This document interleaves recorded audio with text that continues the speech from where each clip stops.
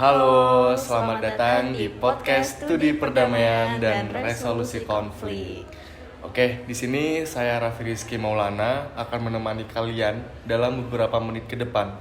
Jadi hari ini saya tidak sendiri, melainkan ditemani oleh teman saya, satu prodi dan mata kuliah, namanya itu Ardita Tazia, untuk sharing mengenai beberapa hal yang cukup menarik. Nah, lewat podcast ini juga untuk Ardita, silahkan memperkenalkan diri. Oke, halo semuanya, kenalin, nama aku Ardita Tasya. Biasanya dipanggil Ardita ataupun Dita atau ya terserah kalian lah mau panggil apa. Dan hari ini aku sama Raffi akan sharing-sharing tentang hal yang berkaitan dengan studi perdamaian dan resolusi konflik. Oke. Mantap banget nih. Gimana nih cuaca hari ini menurut kamu? Cuaca hari ini mendung kali ya, kayak sendu-sendu gitu loh, enaknya kayak rebahan, gitu ya. gitu sih. Oke nih. Kalau misal tempat ini nih kafe, menurut kamu gimana? Enak nggak buat ngobrol-ngobrol, sharing-sharing di malam hari ini? Kalau menurutku di sini tuh kayak tempatnya cozy, terus nyaman banget sih buat ngobrol kita pada sore hari ini. Jadi nyaman ya buat bahas masalah di malam hari ini. Benar banget. Oke, langsung ke poin. Kita hari ini nih akan membahas mengenai studi perdamaian dan resolusi konflik. Tapi sebelumnya, sebelum menginjak ke intinya, kira-kira analisis konflik itu seperti apa sih? Oke deh, aku jelasin dulu ya, Raffi. Simpelnya gini nih, menurut Gis Michel, konflik itu adalah suatu hubungan yang terjadi di antara kedua pihak atau lebih, yang masing-masing dari mereka ini memiliki tujuan-tujuan yang gak cocok atau yang berbeda gitu sih. Oh gitu ya. Makanya saking gak bisa dihindarinya dari kehidupan manusia, konflik bisa terjadi di mana saja dan dari tingkatan terkecil sampai tingkatan terluas. Seperti tingkatan organisasi, komunitas, dan negara, semua hubungan antar manusia, baik itu hubungan sosial, hubungan ekonomi, bahkan sampai hubungan kekuasaan. Oke, lalu bagaimana nih menurutmu cara kita nih untuk menyelesaikan suatu konflik? Ada dong caranya. Cara penyelesaian konflik di masalah ini sangat beragam. Jadi banyak pendekatan yang bisa kita lakukan. Yang pertama itu ada pencegahan konflik. Tujuannya supaya konflik-konflik berat yang berkelanjutan nggak akan muncul lagi. Yang kedua, penyelesaian konflik. Tujuannya supaya mengakhiri perilaku kekerasan dengan persetujuan damai dari pihak yang terlibat. Kemudian yang ketiga ada pengolahan konflik, supaya bisa membatasi dan menghindari kekerasan kita, mengelola dan mendorong energi positif bagi pihak-pihak yang terlibat. Kemudian yang keempat itu ada resolusi konflik. Nah, kita bisa menangani lebih dulu sebab-sebab terjadinya konflik, lalu berusaha membangun hubungan supaya bisa bertahan lama. Dan yang terakhir itu ada transformasi konflik, mengatasi sumber-sumber konflik sosial dan politik yang lebih luas dan berusaha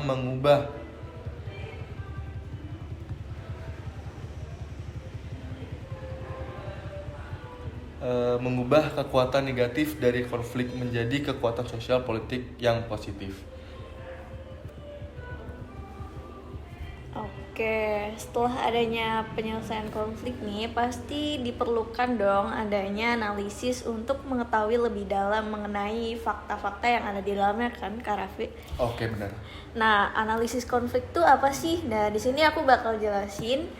Jadi teman-teman, analisis konflik itu adalah suatu proses praktis dalam memahami realitas konflik, dilihat dari berbagai perspektif atau sudut pandang dengan menggunakan berbagai alat agar dapat memudahkan kita nih dalam memahami realitas konflik yang menjadi dasar bagi penyusunan strategi maupun melakukan perencanaan aksi. Nah, selain itu juga analisis konflik ini dapat membantu para pemangku kepentingan agar mereka ini dapat mempertimbangkan gitu loh Kak, kembali lagi ke perspektif mereka yang sering dipengaruhi oleh emosi, terus sebab salah pengertian, kemudian asumsi, kecurigaan, dan adanya ketidakpercayaan gitu sih. Oke.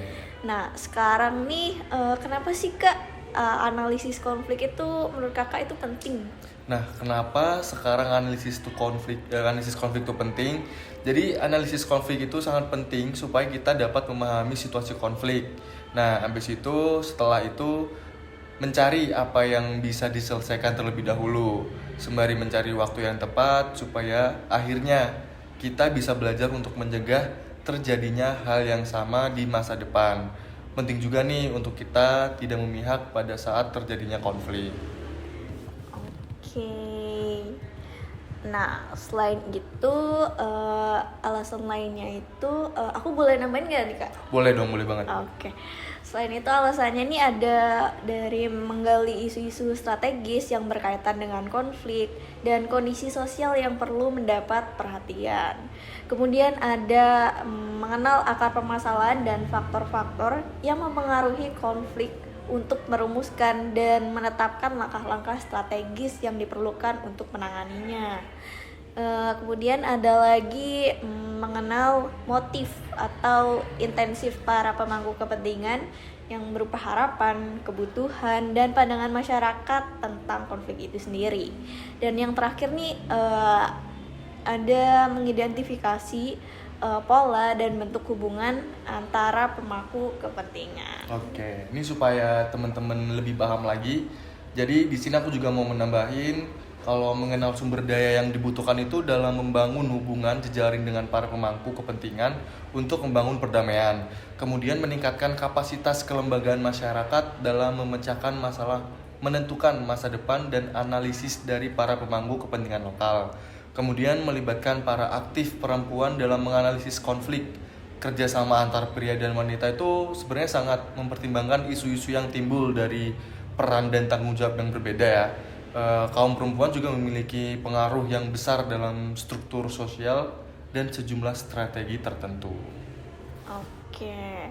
Nah, setelah kita mulai mengenal analisis konflik nih Kak, pastinya dalam menganalisis suatu konflik ini diperlukan alat dong buat menganalisisnya. Oleh karena itu diperlukan alat analisis konflik nih. Nah, alat analisis konflik ini apa sih Kak? Alat analisis konflik ini dapat membantu kita untuk dapat mengkaji dan memahami kenyataan konflik dari berbagai sudut pandang. Sehingga pemahaman ini akan membentuk dasar untuk mengembangkan strategi dan merencanakan tindakan. Dan semua alat konflik ini juga udah disusun dengan cara yang sama, yaitu ada deskripsi alat, tujuan alat, dan petunjuk langkah demi langkah tentang cara penggunaan alat itu sendiri. Dan alat-alat tersebut nih dapat dikategorikan menurut fokusnya pada dinamika aktor, sebab akibat, struktur, isu, dan opsi ataupun strategis. Oke, nah dari alat-alat yang dikategorikan tadi tuh ada berapa alat sih yang kita bisa bahas hari ini? Kalau dari aku nih sebenarnya ada banyak gitu kan Kak, setelah aku riset dari artikel yang udah aku baca nih. Jadi alat bantu analisa konflik ini.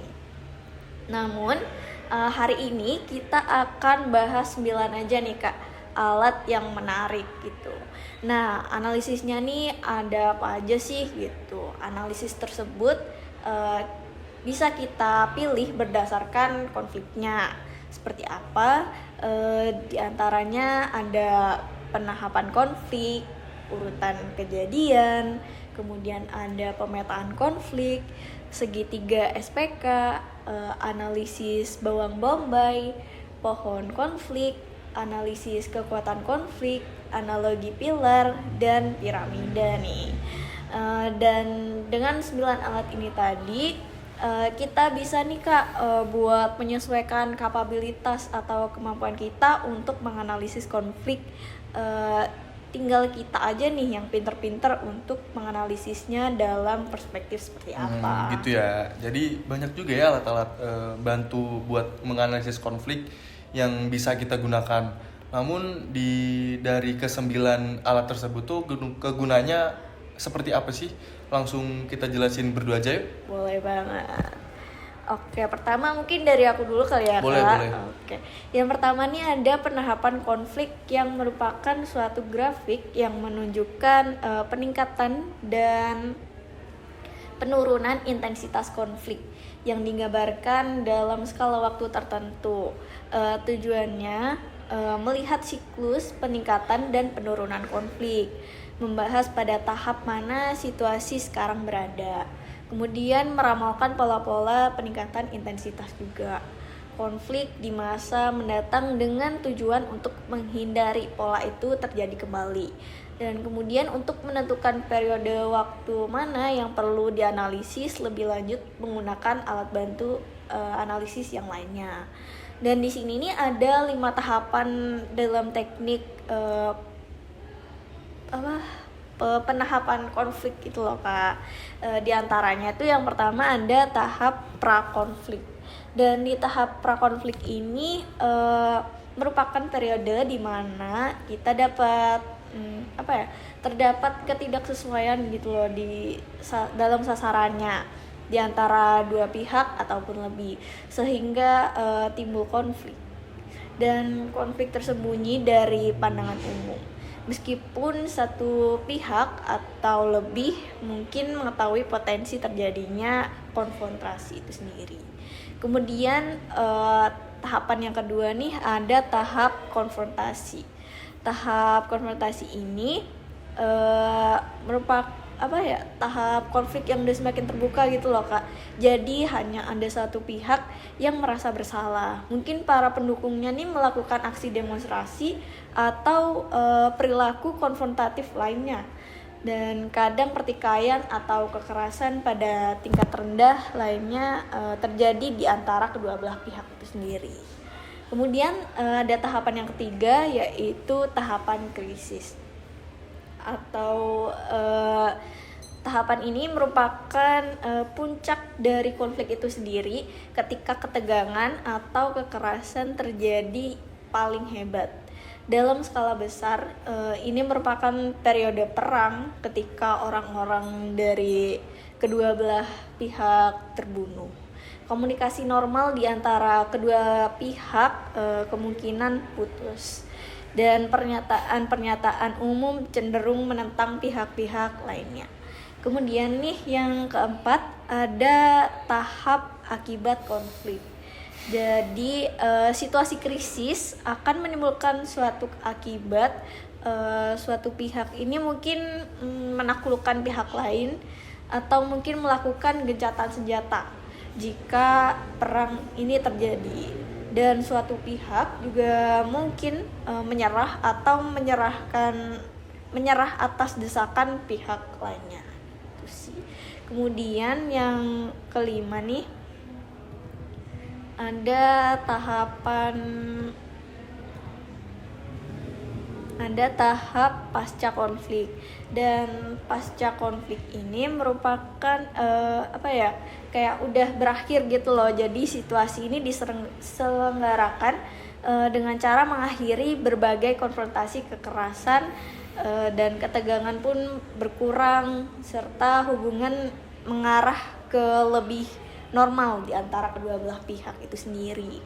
Namun jika isu-isu dan masalah-masalah timbul karena sasaran mereka yang saling bertentangan tidak diatasi dengan baik, maka tahapan ini sering kembali menjadi situasi prakonflik, yaitu kembali ke tahap keempat tadi. Adapun teknik pengambilan konflik biasanya digunakan di awal proses analisis untuk mengidentifikasi nih pola-pola dalam konflik. Selain itu digunakan pula di akhir proses untuk membantu menyusun strategi berikut.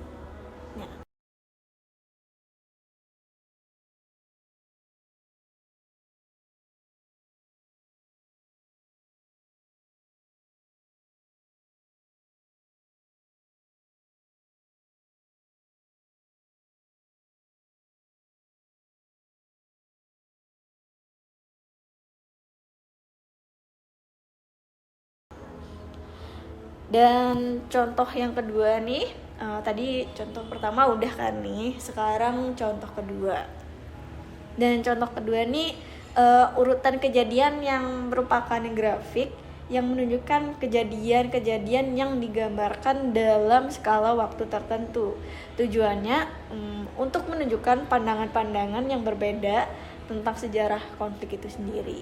Kemudian menjelaskan dan memahami pandangan masing-masing pihak tentang kejadian. Kemudian mengidentifikasi kejadian mana nih yang paling penting bagi masing-masing pihak itu sendiri. Kemudian ada teknik pengurutan kejadian yang biasanya ini digunakan mulai pada awal proses yang bersamaan dengan alat-alat bantu analisis lainnya. Tapi digunakan pula di akhir proses untuk membantu menyusun strategi. Biasanya digunakan pada saat dimana orang-orang ini berbeda pendapat tentang kejadian-kejadian atau tidak saling mengetahui sejarah masing-masing, serta menjadi suatu cara nih bagi masyarakat untuk dapat menerima bahwa pandangan mereka sendiri ini sebagai kebenaran seperti itu.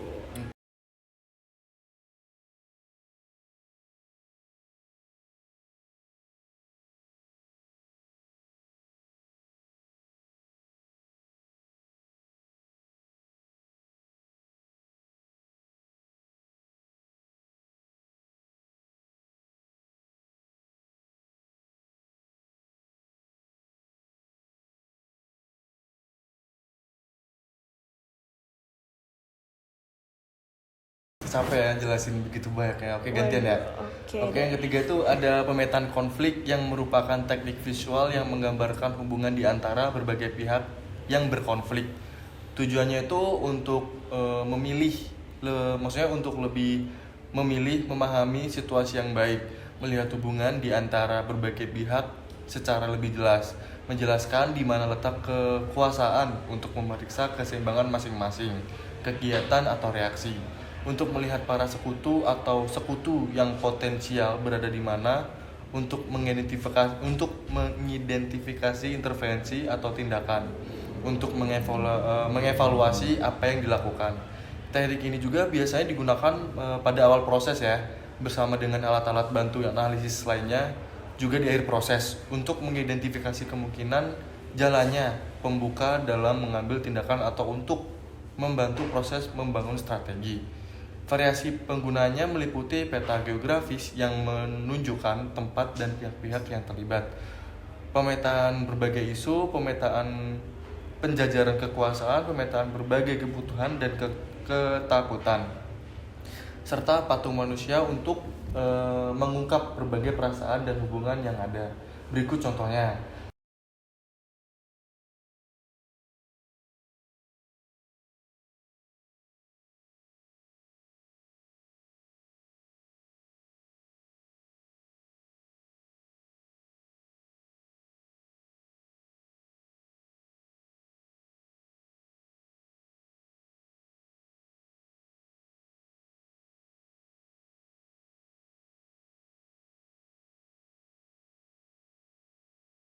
Keempat, itu ada segitiga SPK yang merupakan faktor-faktor yang berkaitan dengan sikap, perilaku, dan konteks bagi masing-masing pihak utama.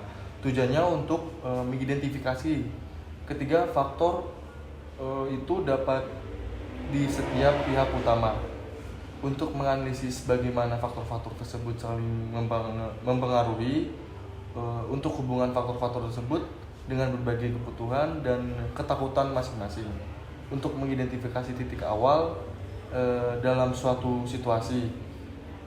Adapun teknik segitiga SPK digunakan pada awal proses untuk memperoleh pemahaman yang lebih luas tentang motivasi pihak yang berbeda. Kemudian pula digunakan di akhir proses untuk mengidentifikasi faktor-faktor apa aja sih yang dapat diatasi dengan suatu intervensi, serta untuk menunjukkan bagaimana perubahan dalam satu aspek mungkin mempengaruhi aspek lainnya. Terus cara penggunanya gimana sih? Yaitu setelah membuat daftar isu, bagi masing-masing komponen SPK. Maka diusulkannya kebutuhan atau ketakutan pokok di pihak yang berbeda di tengah-tengah segitiga.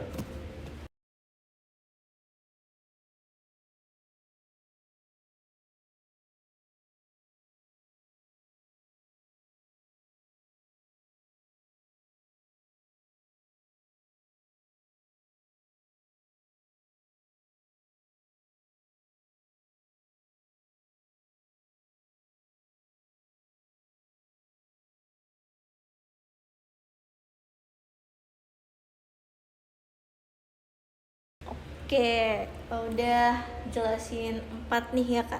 Kemudian kurang sekitar 5 lagi nggak sih? Boleh lah Oke. jelasin. Selanjutnya aku ya yang lanjutin nih.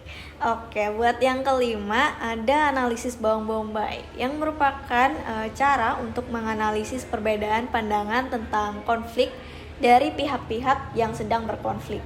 Tujuannya buat apa sih? Gitu. Tujuannya ini untuk bergerak berdasarkan posisi masing-masing pihak dan memahami berbagai kepentingan masing-masing pihak untuk mencari titik persamaan di antara kelompok, sehingga dapat menjadi dasar bagi pembahasan selanjutnya. Adapun teknik ini digunakan sebagai bagian dari suatu analisis untuk memahami berbagai dinamika situasi suatu konflik, juga sebagai persiapan untuk melancarkan dialog di antara kelompok-kelompok dalam suatu konflik, serta sebagai bagian dari proses mediasi atau negosiasi.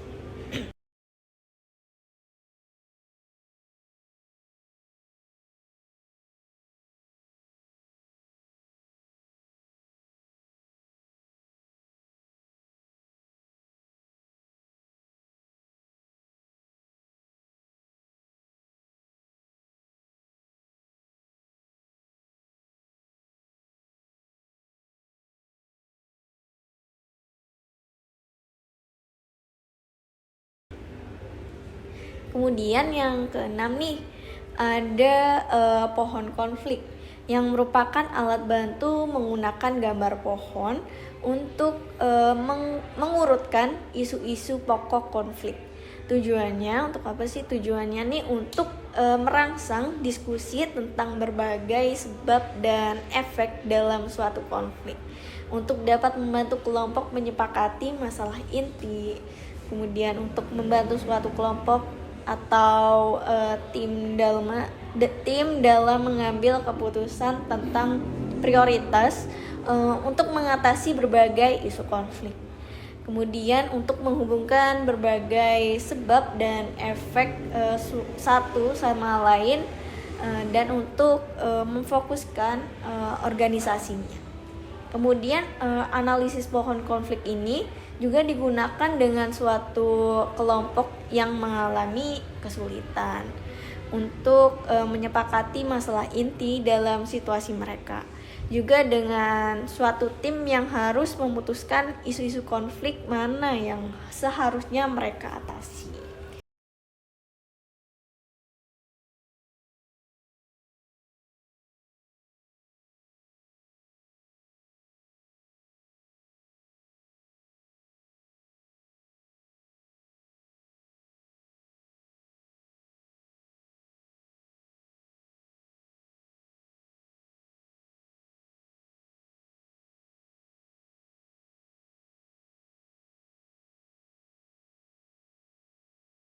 Oke, kemudian yang ketujuh ini aku mau jelasin juga ya. Nah, ketujuh itu ada analisis kekuatan konflik yang digunakan untuk mengidentifikasi kekuatan-kekuatan mana aja yang mempengaruhi suatu konflik. Jadi di yang ketujuh ini ada tujuan juga tuh. Yang pertama itu untuk mengidentifikasi kekuatan-kekuatan yang mempengaruhi suatu konflik. Karena setiap tindakan pasti itu memiliki kekuatan pendukung atau perintangannya. Kemudian yang kedua ada menyediakan suatu cara untuk mengidentifikasi kekuatan positif dan negatif serta menilai berbagai kekuatan dan kelemahannya. Yang ketiga itu ada membantu mengenali secara lebih jelas apa kekuatan yang mempertahankan statusnya. Bagaimana menggunakannya? itu ada caranya, caranya juga. Yang pertama itu mulai dengan menyebutkan sasaran khusus atau perubahan yang diinginkan. Kemudian ada di sebelah kiri tulisan bawah semua kekuatan yang mendukung perubahan dengan berbagai ukuran yang menandakan kekuatan relatif masing-masing.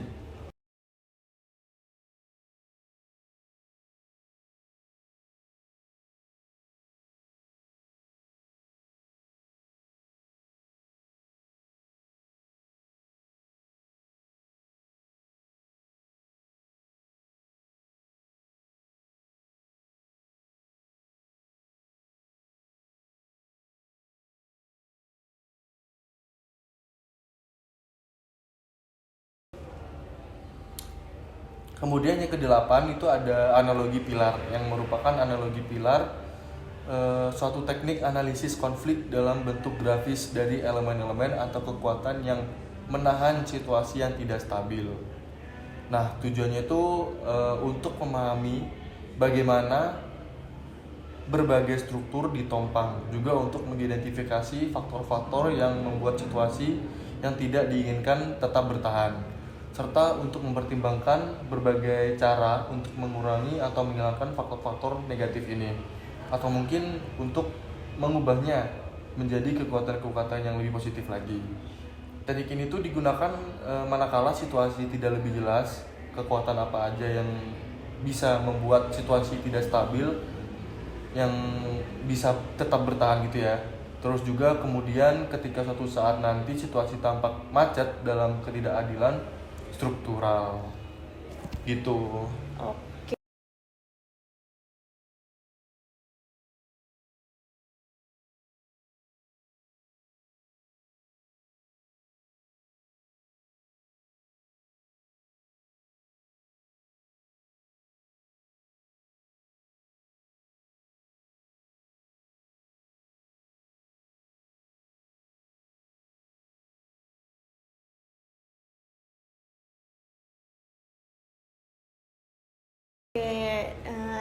Kita sejauh ini udah jelasin nih 8 alat analisis konflik.